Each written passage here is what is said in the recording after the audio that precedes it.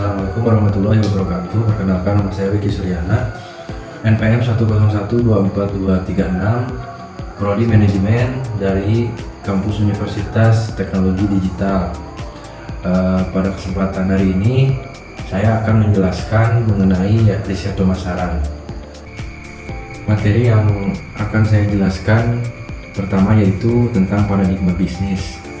Ada beberapa strategi untuk membantu transisi perusahaan ke paradigma bisnis yang baru. Pertama yaitu identifikasi tantangan.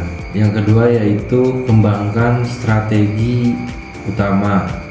Yang ketiga, prioritaskan pelanggan. Yang keempat yaitu kumpulkan data yang bermanfaat.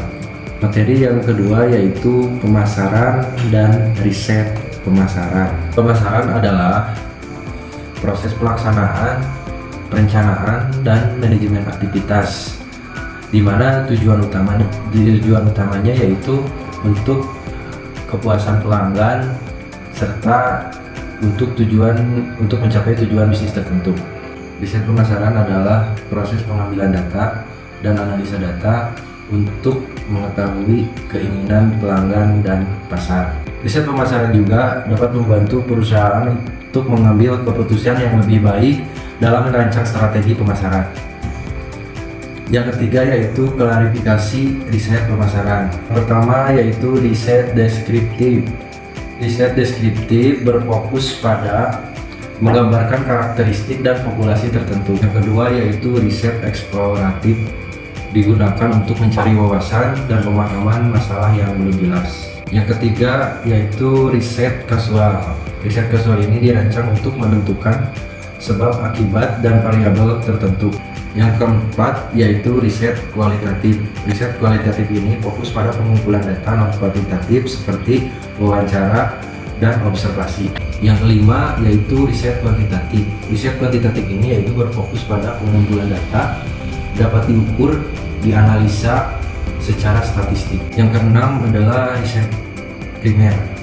Riset primer ini bertujuan khusus atau lebih khusus tujuannya untuk proyek atau sebuah masalah yang sedang dihadapi oleh perusahaan. Yang ketujuh yaitu riset sekunder.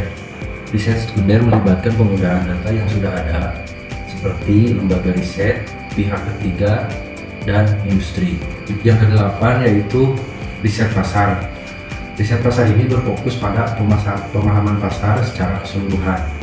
Materi yang keempat yang dibahas yaitu proses penelitian pemasaran yang empiris. Ada beberapa tahapan pemasaran secara empiris. Yang pertama yaitu identifikasi masalah atau pertanyaan-pertanyaan yang akan dijawab.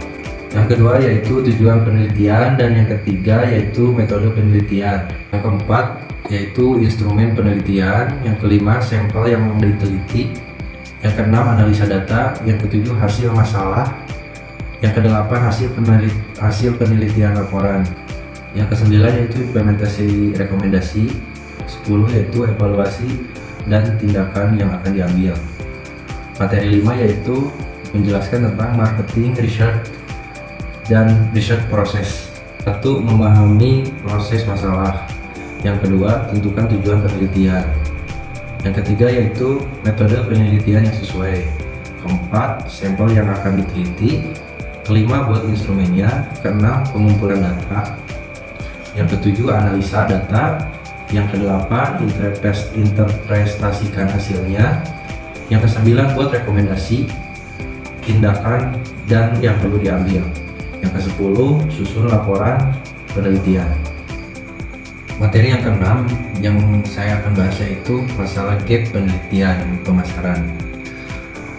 Masalah menentukan fokus riset, sedangkan gap adalah analisa literatur yang mengidentifikasi kekosongan pengetahuan, memerlukan penelitian lebih lanjut.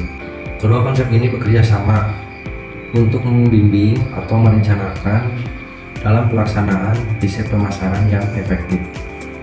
Materi ketujuh yang saya akan bahas yaitu model penelitian. Yang pertama yaitu metode verbal.